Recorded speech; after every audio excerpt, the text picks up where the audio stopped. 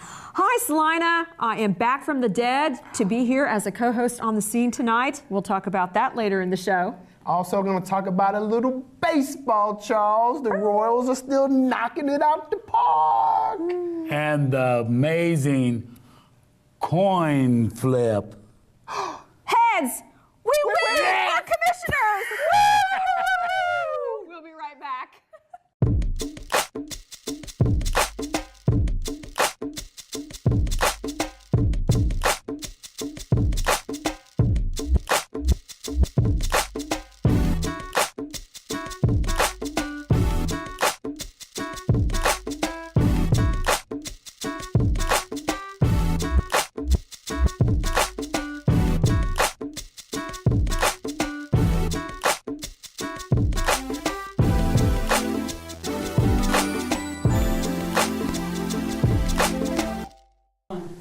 Hey, Saline, welcome to The Scene. We're back.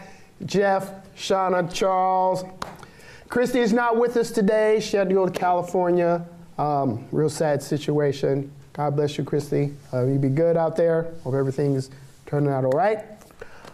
So, right off the top, somebody on the end over here was kind of bagging on the Royals, and they seem to be doing still pretty well after about 14 or so games. And I think before I told you I was a Mets fan, and I think the Mets have about the same record as the Royals. I'm not real sure about that, but I'm almost positive. They have won 8 as we are taping now. I believe they've won 8 in a row. They have.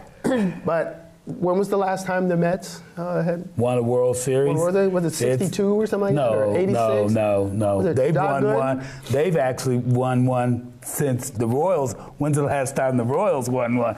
We will find that the Mets have won one before the Royals. So Even if we go back to Doc Gooden and the gang. That was a good thing. Doc Gooden and who's that? Doc Gooden and who's the other one? Daryl Strawberry. Yeah.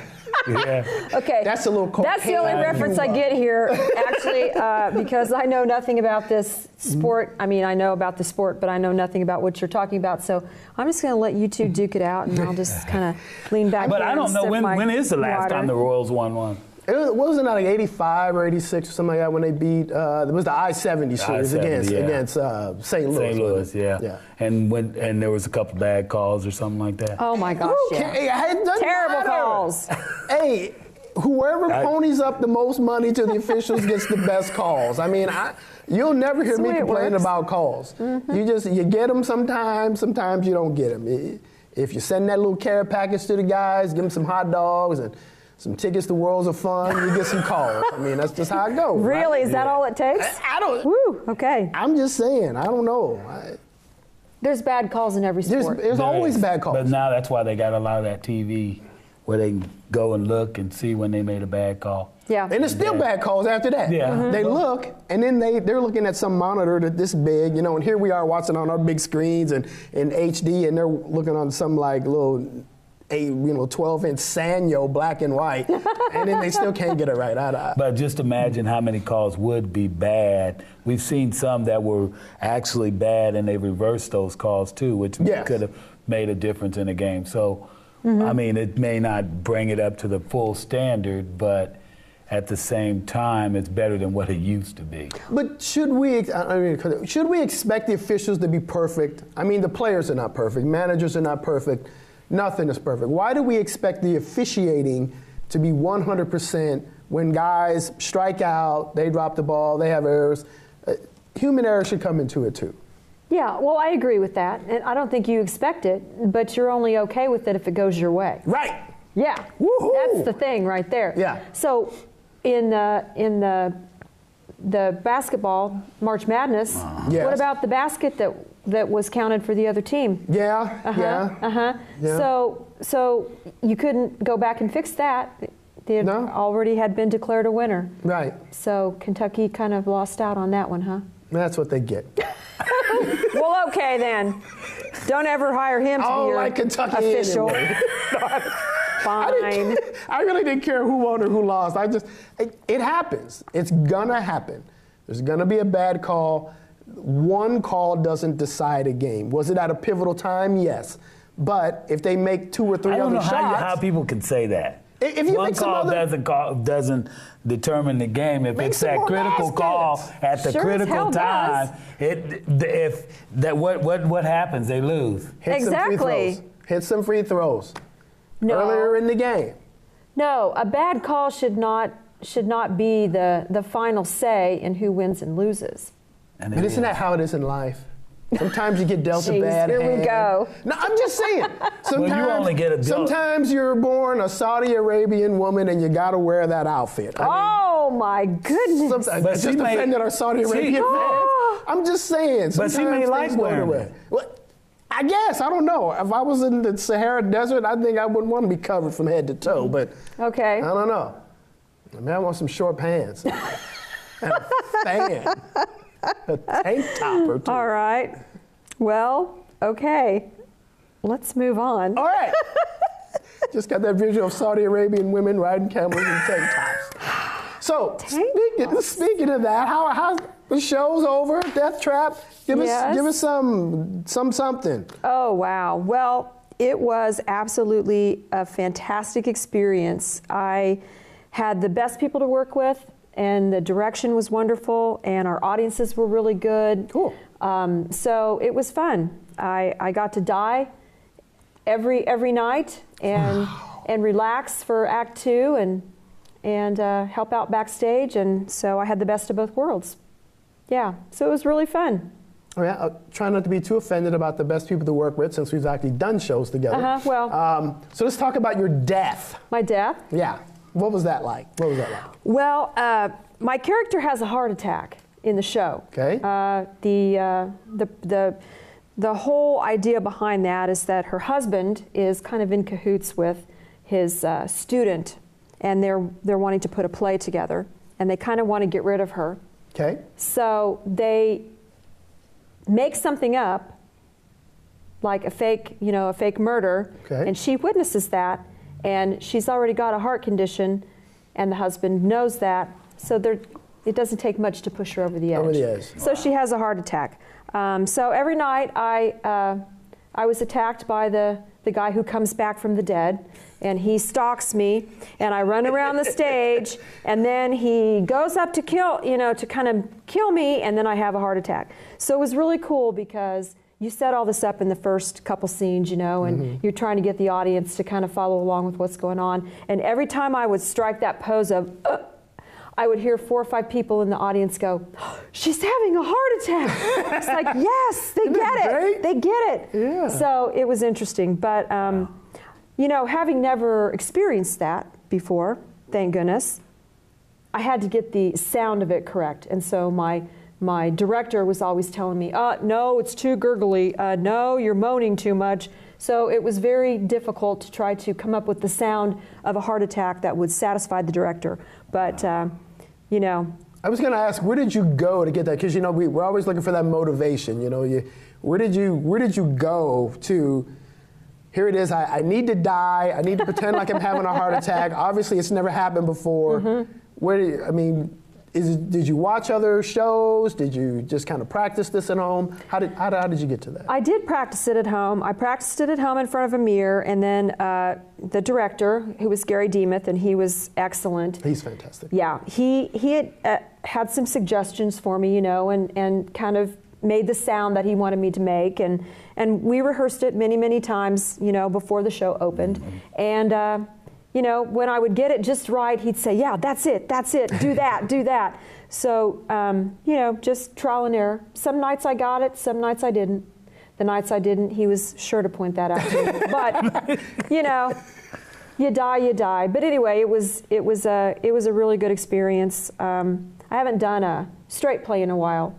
Musicals and things like that are usually what I'm involved in. So it was kind of nice to just do dialogue, really get into the character, really kind of delve in and figure out what this character was like and how she would act and what she would do. So it was a very good experience. Cool. Yeah. You missed me though, right? Horribly. So what's harder to do? I'm going to ask you this question since you actually died on stage. What's harder to do? die on stage or do a stage kiss with somebody you really don't like? Oh, wow. I've never done a stage kiss with somebody I don't like, so I don't know that I can really answer that. I had a stage kiss in this show as well. You kissed and died. I kissed and I died. So you had them both. I had the best of both worlds. It's the best of that's the best play ever. I know, right? I did. You get to kiss a stranger and you get to croak. That's right. That's right. So what more could an actor ask for? You know, I don't think there's a good answer to your question. I think when you decide you want to do a show and you make that commitment, you're going to do whatever it takes to make that be as realistic as possible. If it was with somebody that you didn't, care for or whatever, you would put that aside for, the good of the group and the good of the show, and you would just go on and do what you need to do. So, yeah, it's my thought on that. Cool. So, City Commission. Charles, I want you to know that I actually voted for you. I wrote your name down there. So you got 1. If you voted for yourself, then you got 2. But apparently you didn't win. But we had a big coin flip, right? That was pretty interesting, right? The head, and then that's the tail. Okay, you're going to call it while it's in the air. Yeah. And if you call it, then you're the winner. Okay, ready? Tail. I just knew it! Yeah, man. It needs to stay on there. Yeah, what does it say? It says head. And what did you call? Tail. I don't even understand why that happened. Well, because it was a tie, right? Right. We had a tie. But why wouldn't you do a recount before you went to all that trouble? Why wouldn't you recount things? Well, Yeah, I don't know. But wasn't the recount later when he requested after it's flipped? But he requested. I win, and it's like, no, I'm plunking down my $1 or whatever it was, $10, $20, recount, and then there's some more votes that came in, and then What? Yeah, where'd they lose. find those extra votes? There was some. See, I that don't know, sounds political maybe within somebody itself. gave Now, him a what do you package with mean some hot dogs and $10? some What's that about? World Affair tickets. Oh, jeez. Come on. No, what do you mean they plopped down $10 and said, Well, you have to pay for the recount. So the person who lost, I'm forgetting, it was Joe Hay who lost, right? He wasn't the one. No, it was Randall Hardy. Randall Hardy, yeah, he came with, yeah. So he's like, hey, I want the recount. We just do this. So what did he flip. do? He waited He had to to see pay if for it. he lost the flip, and then he threw down his $10. You gotta wait and see how life's gonna play out first come before on you do now. that. Okay, I don't even understand that. But why would $10. you? Well, that's smart though. Right. What if he won the flip? Then If it's he like, well, won no the big flip, deal. we don't worry about it. Right, I'm good. Well, then maybe Joe Hay would have thrown down his $10. Yeah, maybe that's what would have happened. I just didn't think it should have been a flip. I think maybe it should have been like a steel cage match or, like a rock, paper, scissors or arm wrestle or, I don't know, think they pistols really at need to 20 rethink paces. that. I mean, they you really know. need to rethink that. Yeah, it Because can't even if happen. you just that way. had a little, I don't know, maybe certain people voted or something. I don't know, something different than a coin flip to say. It heads or seemed a tails. little hokey. A little medieval, right? Yeah. But in the end, it was won by votes. Right. It worked out the way it was Yeah. supposed to because votes settled it. And this really kind of reinforces the point that, hey, every vote counts because this was really close. Very true. Very it was true. very close. Right. And I don't know, more so to me than voting for the President of the United States. I know people probably disagree with me on that, but voting for your city or your commission or county, that's affecting you directly. Right. I mean, I can't think of one thing the president in the last 6, 7 presidents, not that I've been that old, So, I guess, has done directly to me. But these people are actually doing stuff that's going to affect us directly. Right. So do you think that's why some of them didn't get voted back in? Well, yeah. I'm just curious. And maybe why one was on the border of having to get a recount. Yeah, well, when you do stuff people don't like, they tend to come out and vote, and maybe they're not going to vote your way. That's all I'm going to say. Well, I don't know what all was done that people didn't like, but Maybe it was them $200,000 statues. you think? I don't know. I like them. I do too. I like that little pirate one. I think it's great. That's because you secretly want to be a pirate. Well, I totally want to be a pirate. Oh my goodness. I think well, that city assessment thing has something to do with it too.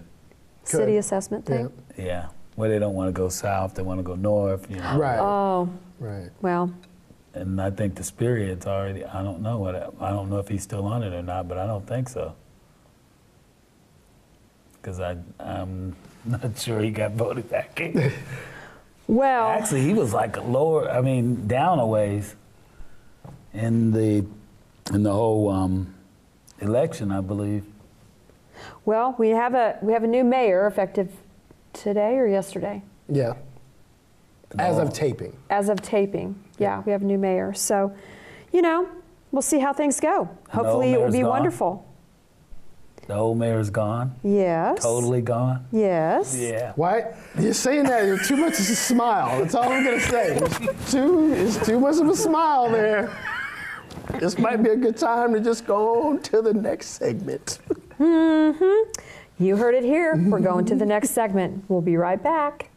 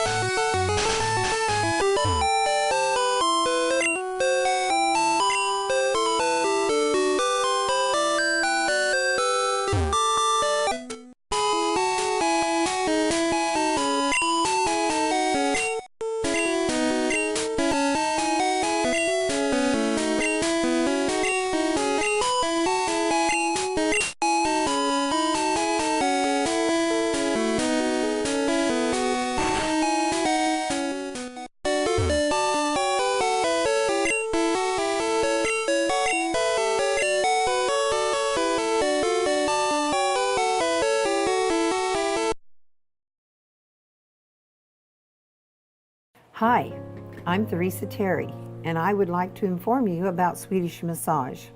Swedish massage is a general overall rub down. It can be done with light pressure or more deep pressure depending on your preference. Massage is a great reliever for sore, tired, or stressed muscles. Massage is very beneficial in helping you to relax. It is given using lotions and essential oils.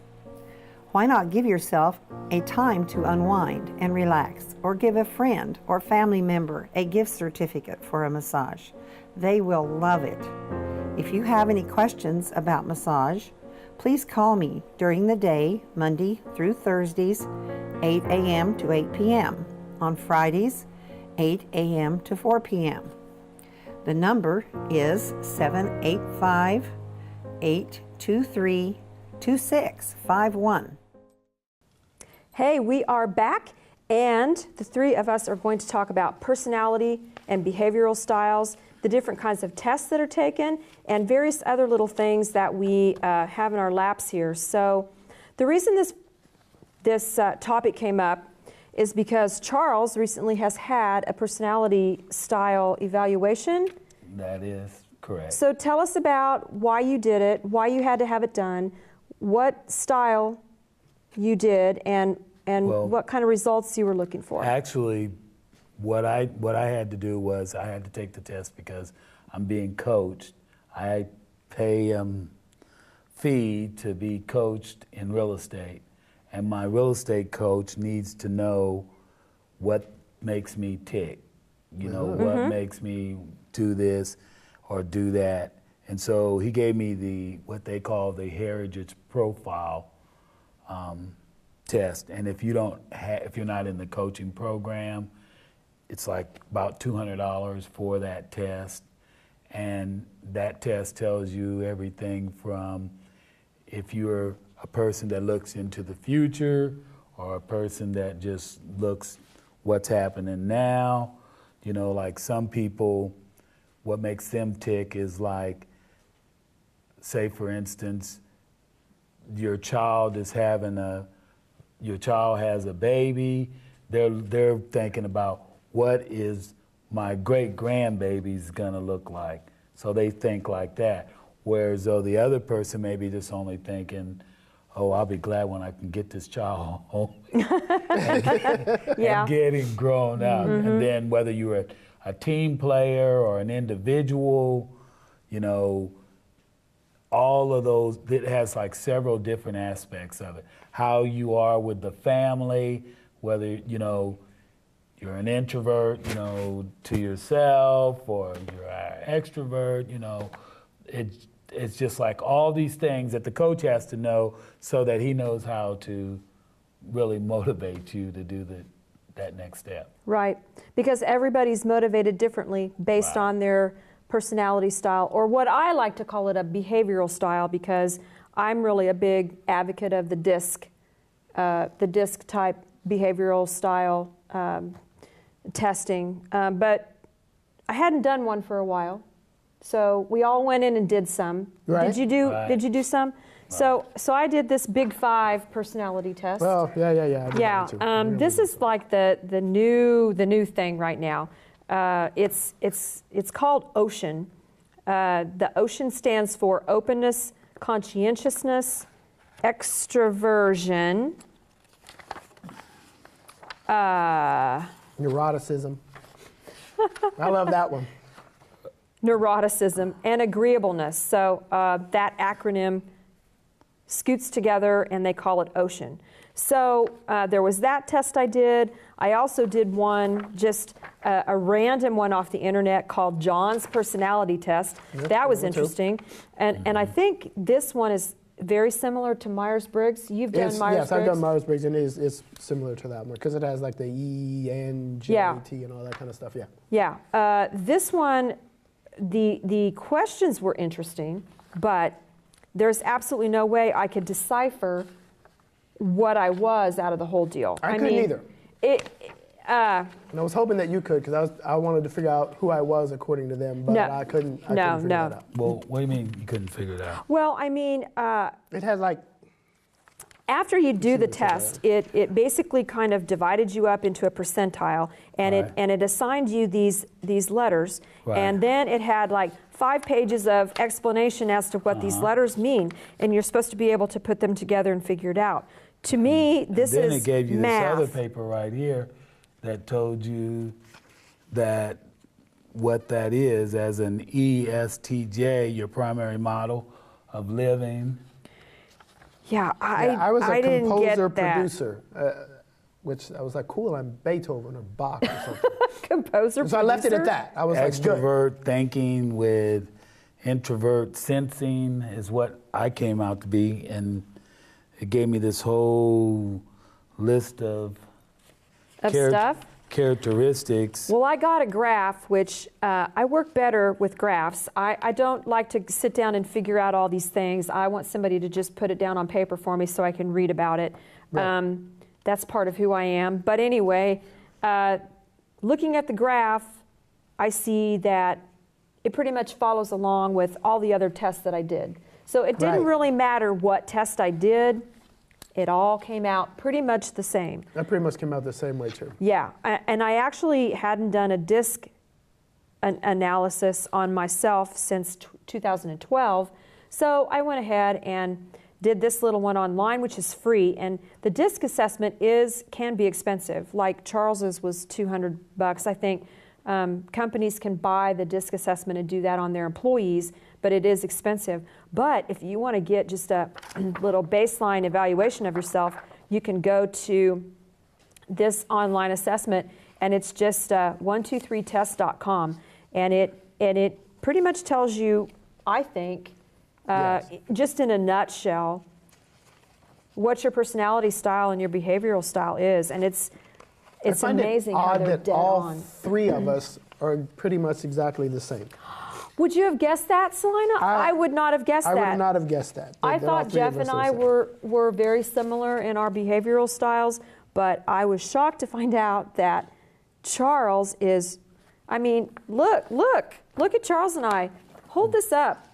You know, these pie graphs, look, we're just basically the And same mine is exactly person. like that. I have it on my It just amazes tablet me. here, but it's exactly the same. I did not think that you were that you were the same person as I was, behavioral style wise. Because we've talked, and I don't get that vibe from you. You know, maybe it's because I'm a little bit overbearing when we speak, so I do all the talking. Is that it? Well, that's what I thought too. I was like, well, I know you and I, we just, we do. And Charles kind of, and so I thought he would be like more of like the S or the C. Yeah, more of the conscientious or the steady kind of person. But no, he's just waiting for us to shut up. Exactly. That's exactly what it is. Yeah.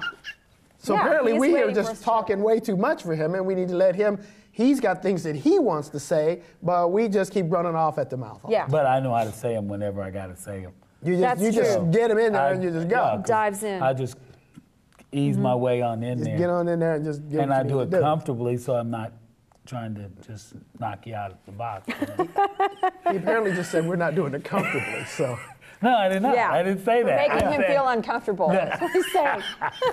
I think it's amazing. I wish Christy were here. She could take it. If she was exactly the same, we'd be like, well, my gosh, we'd have to go to. We need a 2-hour show instead of an hour. Well, here's the thing is that, you know, when we came together as a group for this show, we thought we were getting diverse personalities and different, you know, thought-thinking people on the show. And then, you know, Christy came in and we interviewed her and we thought, yeah, you know, she's a different thinking person. And now we take this test and we find out we're all the same. Right. So I don't know what that means for the show, but I think it's kind of cool. Yeah. I do. I mean, I think it's normal, you know, that people that are like, behavioral style wise, tend to mesh well in a group and tend to be able to do things together and have the same interests but I'm just still so shocked about Charles, I can't even tell you. And apparently we could have like the greatest party ever because I mean, as far as disc goes, the eyes are the party people. Yeah. So, I mean, Well, there's gonna be lampshades, I mean, noisemakers and shots, except for Charles.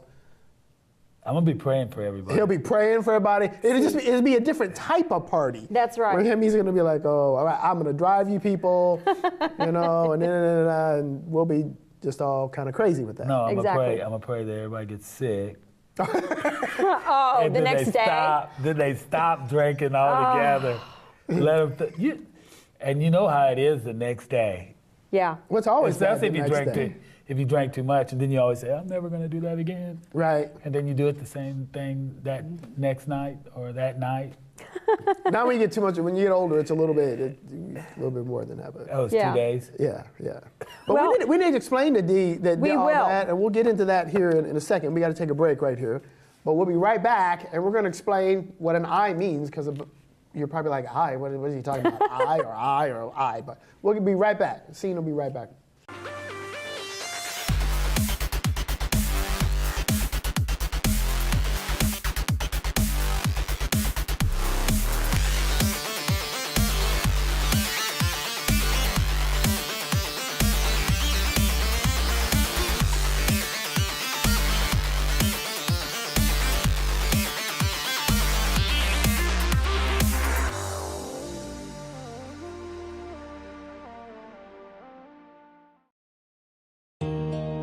You made it.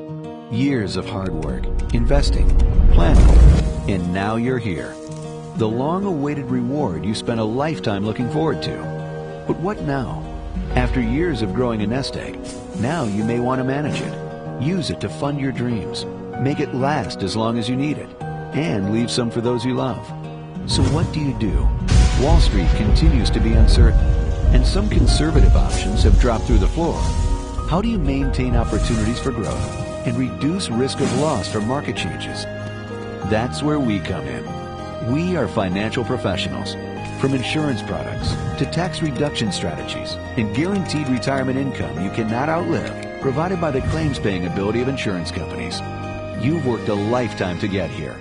Let us help you enjoy it to the fullest. For a complimentary consultation, simply contact us today. All right, we're back to Scene here. We're going to explain what this even means. DISC, it's D-I-S-C. D is for dominance, not like that 50 Shades of Grey dominance, but a different kind of dominance. This describes the way you deal with your problems, assert yourself, and control situations. I is for influence, describes the way you deal with people, the way you communicate and relate to others, which is why we figured Charles couldn't have been that, because he wasn't trying to butt in on us the way we just run over people when we talk. S, which is what I really thought Charles would be, steadiness, high in that, describes your temperament, patience, persistence, and thoughtfulness. Now, doesn't that sound like Charles? It does, because I'm none of those things. And I you're think you like need to take all this of those again. things. I'm not. Did you lie? No, Okay. I did not lie. All right. And then C, compliance, describes how you approach and organize your activity, procedures, and responsibility. I score the lowest in that one. I took it back in 2005, scored low, and took it again yesterday and scored even lower. Okay. So I've gotten worse over time with being compliant. That equates to Go, Jeff. loose cannon. That's what that equates to. Yeah. Yeah. Well, you know. Which makes for a great parent. Just ask my kids. Yeah, exactly. Well, you know, that brings up a good point, because I think that when you take these tests, I'm the disc coordinator at my workplace. So I have provided training for this, and I have also given numerous tests to people. And it's interesting when you come back with these results, and this is what the results look like. They graph out. Here's me. This is the D. I do have a little bit of dominance as far as being able to switch off the party side of me and take care of business when I need to. But this is the party side of me right here. This is me, the influential, like to have fun, like to be persuasive, like to coax people to do things, you know, really get out there and meet people and have a good time. This is the steadiness in me. I'm about as unsteady as you could possibly imagine. I go from thing to thing and flit around like, you know, a butterfly most of the time. And then this is the conscientious side of me. There is a side of me that likes things to be in order. You know, I'm a little flighty sometimes, but I still like that order in life. I like to plan ahead a little bit and think ahead. I'm not quite as spontaneous as Jeff. I mean, Jeff could just like take his shoes off right here and think nothing of it if he Jeff's just got a notion to do that. So that lets you know how steady I am. That says it all, right? I mean, that pretty much means you would have to say that has to feed into part of this, which neither of you are, which I kind of find interesting too. But that neither of us are what? Been married and divorced multiple times. Oh, no. But you know what? That's not a part of me. I mean, I still get bored with things easily. You know, like, okay, here's an example. You guys will all, if you're truly, truly high eyes, you can relate to this. But I'm standing in a group of people, and, you know, there's a lot of conversations going on around me, and this group of people I might be talking to, and somebody's trying to tell me something, and I'm half listening to what they're saying, and then I'm listening to what this person over here behind me is saying, and I can turn it off immediately and go to that next conversation. Right. So, you know, it's almost like having voices in your head constantly. You know, I'm working at my desk, but there may be something going on over here that I'm listening to at the same time I'm working. Right. So it's just that multitasking kind of thing. But I don't do that in relationships. I'm pretty good with my relationships. I'm pretty steady. I'm a, you know, pretty good friend. Right. You know, I stick with people. You're pretty good like that too, right, Charles? Well, yeah. I've been married to the same girl for what, 30-something years. 30-some years. 30-some, yeah. Isn't that great? This is like my I'm high over school 32. girlfriend. Yeah, you know, I mean, so it doesn't always have to apply to every aspect of your life. Relationships could be one aspect, you know, friendships another aspect, but then just, you know, just it's a multitude of different things that the behavioral style affects. Mainly, I like this because everybody works differently. You have to approach people differently depending on their behavioral style. You know, let's say like a dominant person, they don't want specifics. They don't want, anything but a fact and move on to the next thing. A conscientious person would want all the details and would want to know every single little thing about everything if you were working with that person one-on-one. So you have to know kind of people's behavior styles, and that's what you were talking about, is that your coach said he needed to know how you tick. Right. Yeah, because how will he know how to coach you properly if he doesn't know what you will best react to? Right. So in the workplace, I think it's super important to know who you sit beside and their behavioral style, so you know how to interact and communicate with them and make things work. And I think that, like, it can change over time, because when I was in the workplace, and I took this disc before too, and I was a high D. Were you really? And now it's done reversed on me to be an I and then with the D. But before, when I was in the workplace, it was D and then I. And, you know, I don't know if it was because of the atmosphere or the change of, because I've changed since them days. So the change of me being who I am today versus who I was then. So how is your coach using that information to coach you? Well, now? just like this. This one was a personnel management part, and it says highest and best use of my ability, where you can be a part of if I'm a part of a dynamic team, then that's when my ability comes in. And then, like, what are your natural predators? Rejection by the team of being a part, or being a part of a toxic team, you know, so those are the things that, and then consequences of failing to manage my ability, and then the results of choosing to manage this ability. So actually this broke it down to each part of what we need to do and what we didn't need to do and what's bad and what's good as far as for me to use.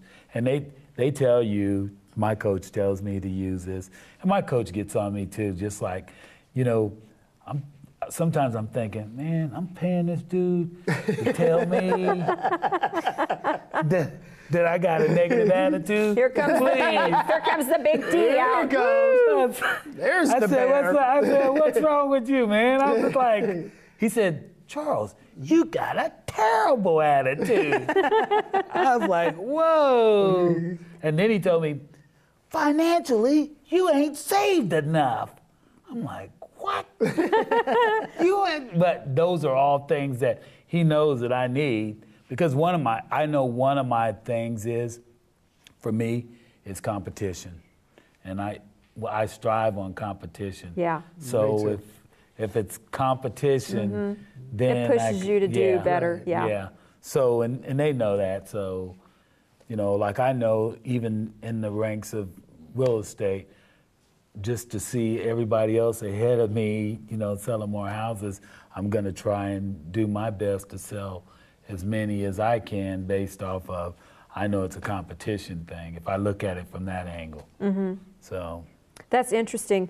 I have never seen that type of a layout for the results. I like the one that you talked about that said, what is your natural predator?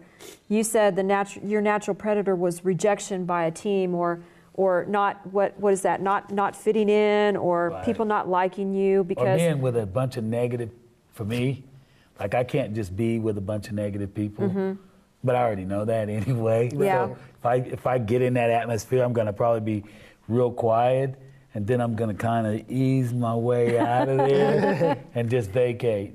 Now, in my younger days, I probably would have said, I would have probably just...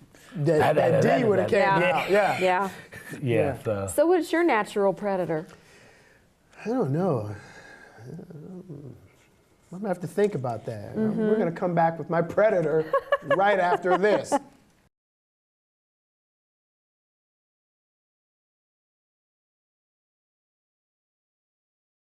Hey, are you cruising around late at night looking for something to do?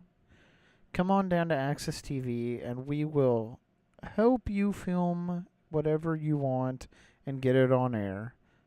That's Access TV, 823-2500.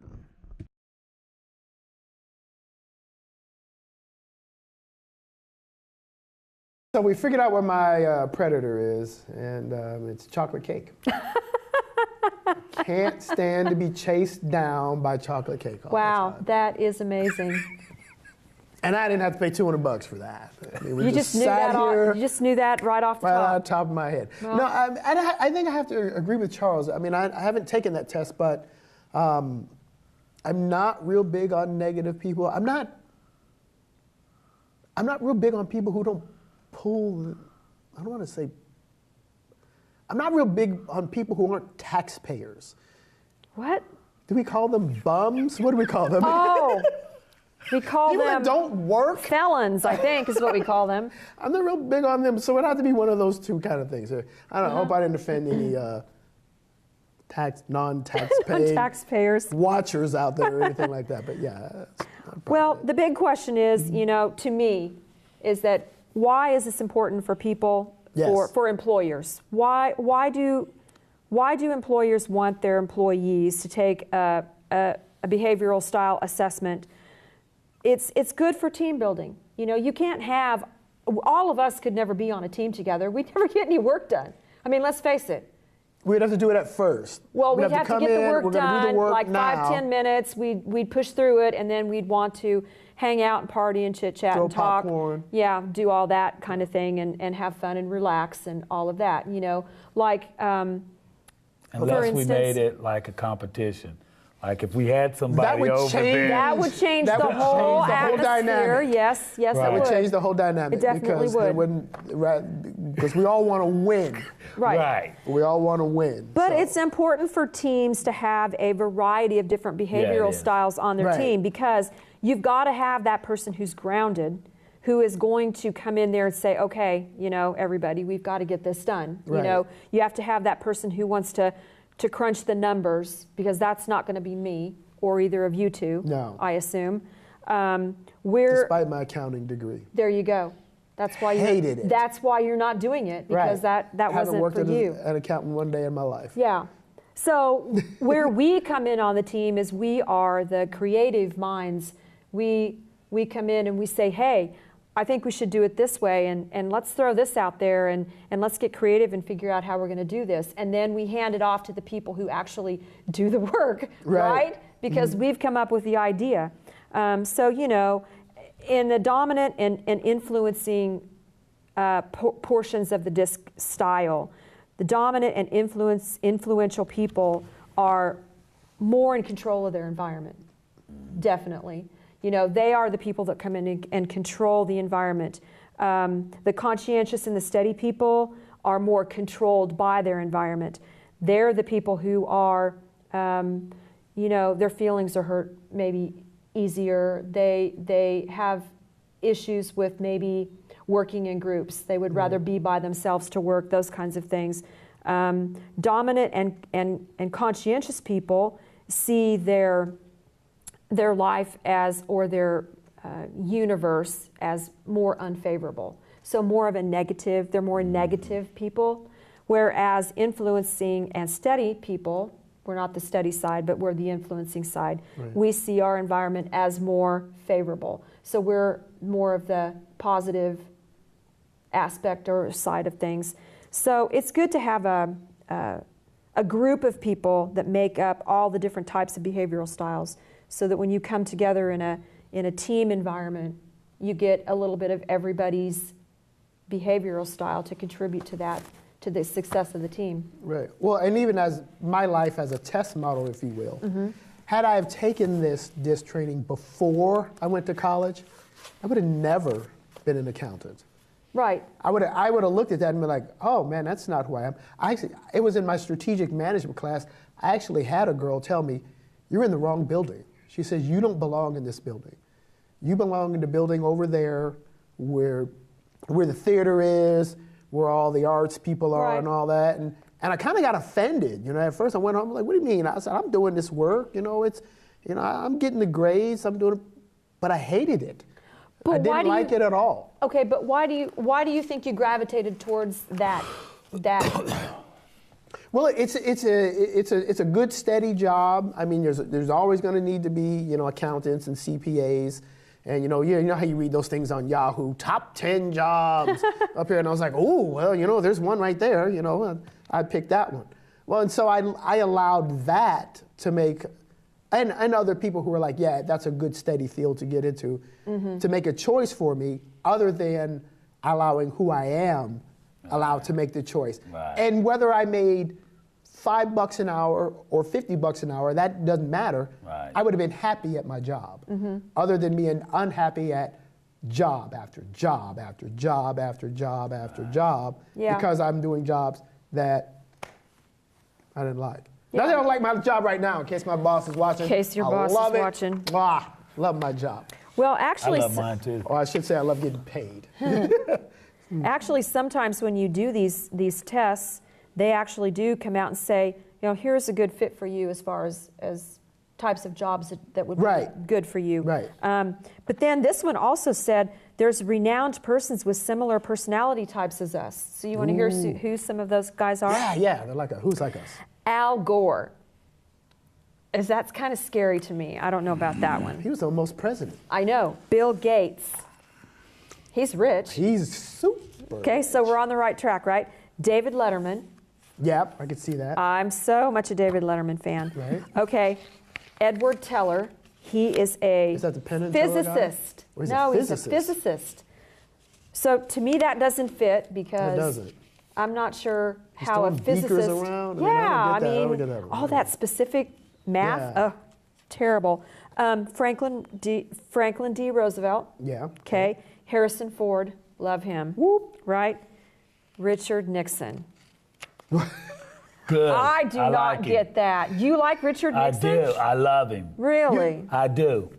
He, Well, I know what he did. Yeah. oh, okay, I'm just saying. But look, But he now did it think in- back. but he Now did just it in think back fun. when he was in office, the country was having fun. We were bombing Cambodia. We were still having fun. This country was having fun. Yeah. There was plenty of money. There's money. There was having money. fun. I mean, the money part was like, it wasn't as much of this poverty like it is in today.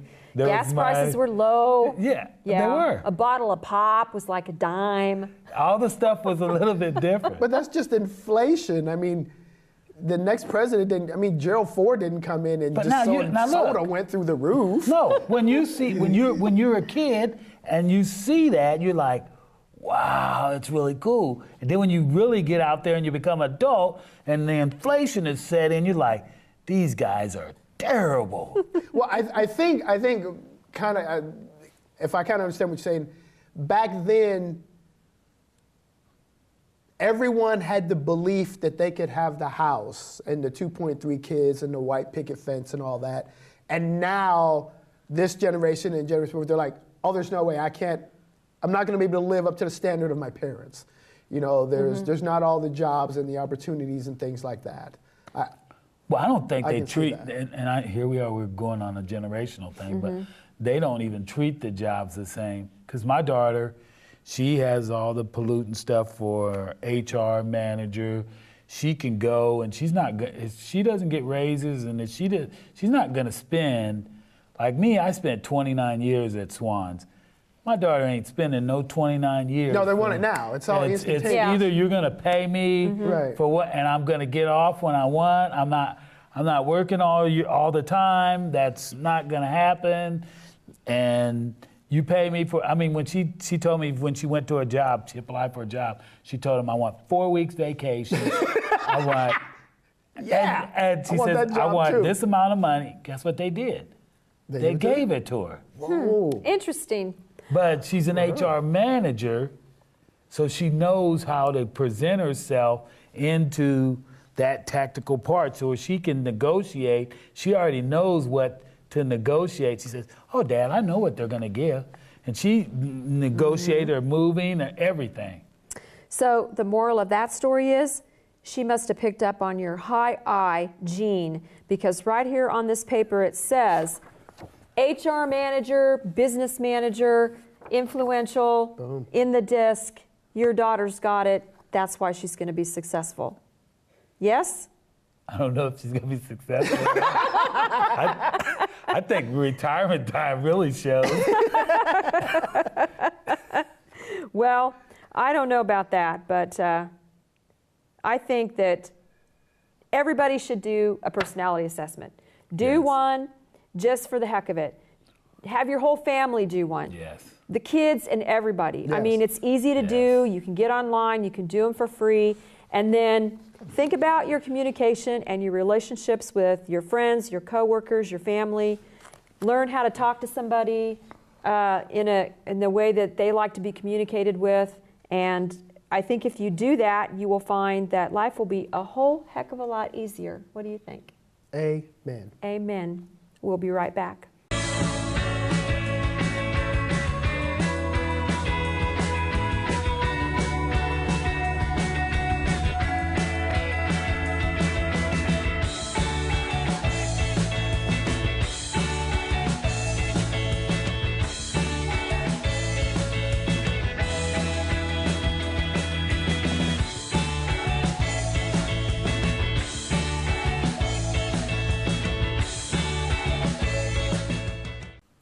All right, we're back. Thank you for watching. Hey, don't forget to like us on Facebook at The Scene of Saline. The Scene of Saline. Also, you can check us out at salinatv.org. You can see other shows. Other episodes, give us feedback. Give us feedback. That'd be very cool. Did you hear that, Deb Burt?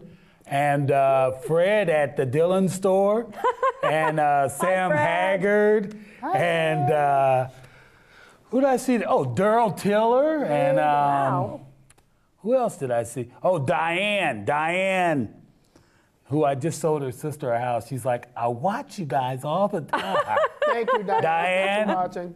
Want to shout out to you. And who else was there?